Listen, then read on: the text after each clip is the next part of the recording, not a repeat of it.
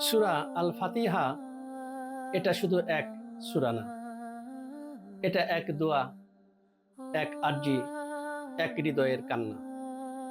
আসুন আমরা এর অর্থ জেনে নেই। পরম করুণাময় ও অসীম দয়ালু আল্লাহর নামে শুরু করছি। এক, যাবতীয় প্রশংসা আল্লাহ তাআলার, যিনি সকল সৃষ্টি জগতের পালনকর্তা।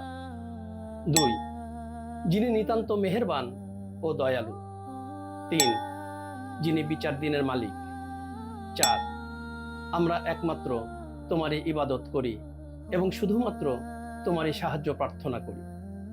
পাঁচ, আমাদেরকে সরল পথ দেখাও। ছয়, সে সমস্ত লোকের পথ যাদেরকে তুমি নিয়ামত দান করেছ।